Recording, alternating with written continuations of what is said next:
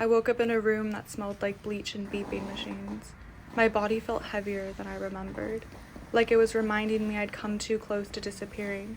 I tried to move to prove I was still here, but I sank right back into the bed, and then everything I'd been running from rushed back.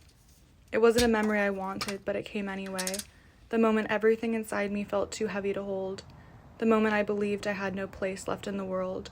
A moment where I truly thought the pain had become bigger than anything I could carry. A moment that convinced me I was disappearing from my own life.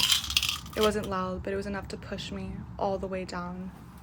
It was a kind of exhaustion that didn't feel survivable. And when the memory faded, I was still lying in that hospital bed, alive but shaken. And when I finally got home, everything felt unfamiliar, even my own bed. My friend walked in with this strange, steady calm.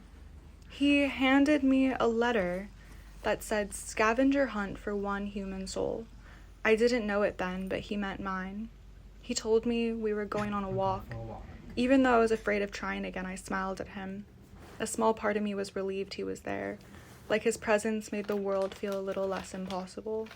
His steady calm settled something restless in me, just enough to breathe again. I opened the first clue. It read, "Stand somewhere you've forgotten about." So we went, into the sunlight, into the space between fear and possibility. I felt exposed out there, like the world was too loud, too bright, but I kept going. Every step felt like a negotiation with myself. Every breath felt like choosing to stay just a little longer. We made it to a playground I hadn't visited since childhood. The moment I saw it, a strange ache of familiarity washed over me.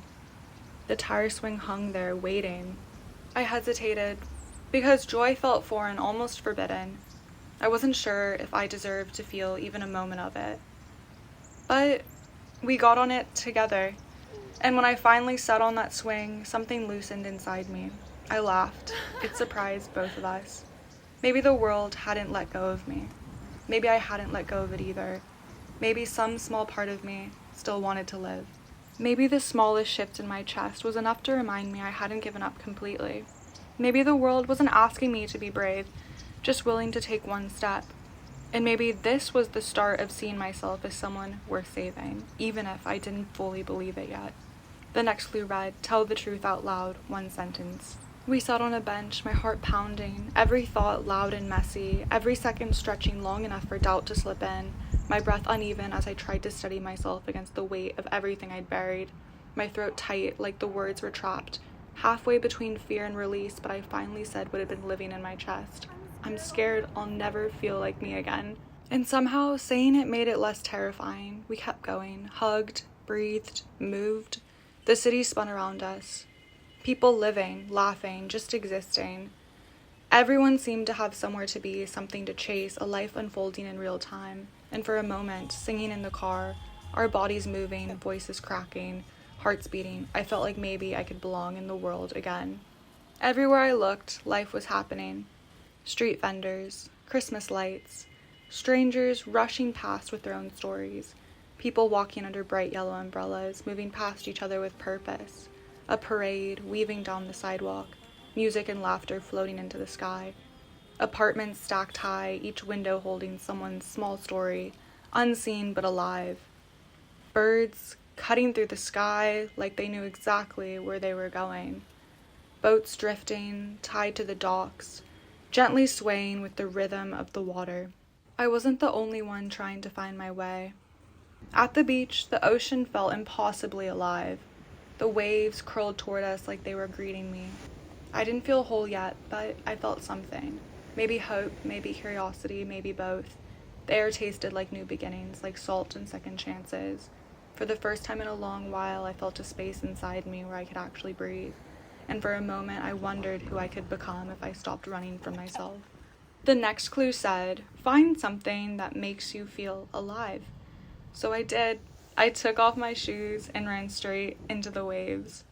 I let myself go completely, letting the water and the moment carry me. The cold wrapped around me like a shock that reminded me I still had a body, a pulse, a place in this world. For the first time in a long time, I felt my heart beating for something. Beating not out of fear, but out of presence. Beating because it wanted to. Beating because life wasn't done with me.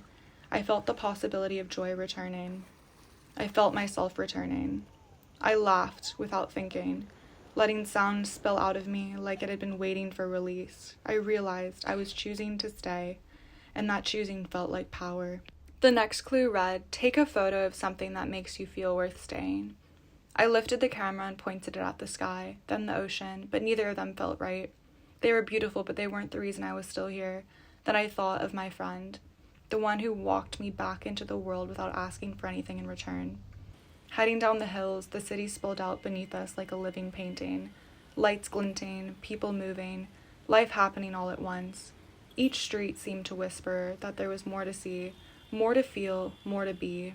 I breathed it in, letting the energy carry me forward, feeling a quiet excitement for whatever came next.